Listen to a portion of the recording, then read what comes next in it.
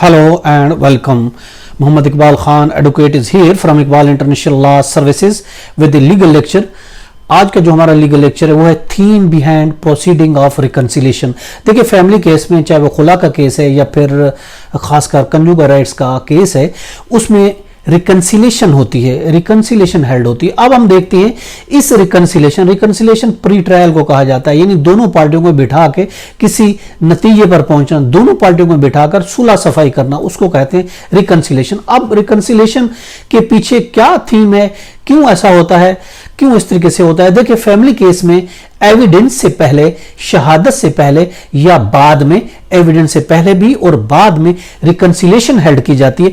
अब इस रिकंसिलेशन क्यों हेल्ड की जाती है? देखिए, इसका मकसद यह होता है ताकि सारे मसाइल उसमें सेटल हो जाएं।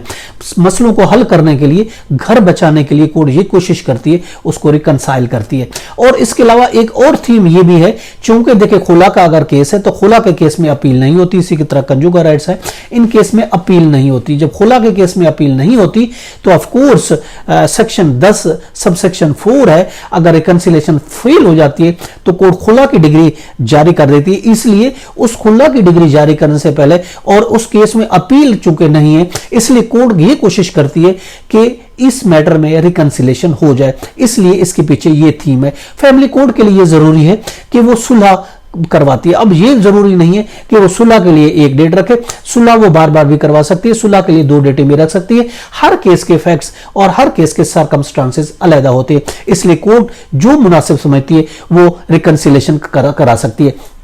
प्री ट्रायल के लिए, इस रिकंसिलेशन के लिए वो एक डेट भी रख सकती है और 2 डेटों पर भी कर सकती है। और सम टाइम बाज़ औक़ात ऐसा होता है कि दूसरी या तीसरी दफा भी कोर्ट उसको रिकंसिलेशन हेल्ड कराती है।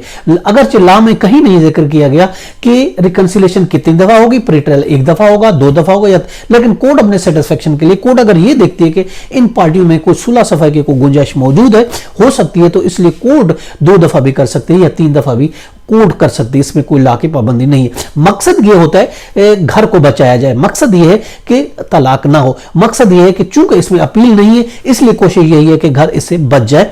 और उससे पहले इसीलिए कोर्ट जो है घर बचाने के लिए वो रिकंसिलेशन करती है। इसकी थीम यही है। शहादत से पहले प्री ट्रायल होता है और शहादत एविडेंस के बाद पोस्ट ट्रायल भी होता है, लेकिन चूंकि अब प्री ट्रायल पर ही केस खत्म हो जाता है, इसलिए पोस्ट ट्रायल की बारी ही नहीं आती। इसलिए ये थीम है कि ताकि घर को बचाया जा सकते। प्री ट्रायल और पोस्ट ट्रायल में ये कोशिश की जाती है। अब उसके लिए देखिए, ये मसला ये भी है कि वो ये सेंसिटिविटी मैटर है, due to sensitivity between husband and wife, उनके एक इमोशंस होते हैं, उनके एक ताल्लुकात होते हैं। इन चीजों को देखते हुए, सेंसिटिविटी के मैटर को देखते हुए कोर्ट कोशिश करती है कि घर बच जाए और इनमें सुलह हो जाए। और इसके लिए कोर्ट तमाम एफर्ट्स कोशिश करती है, हर तरह की make all efforts of the compromise, और इसके अलावा speedy settle all disputes. Court ये कोशिश करती है कि कंप्रोमाइज हो जाए और दोनों को मिलकर एक स्पीडी तरीके से जितने भी मैटर्स हैं वो सारे सॉल्व हो जाएं इसी केस में, इसी प्री ट्रायल में।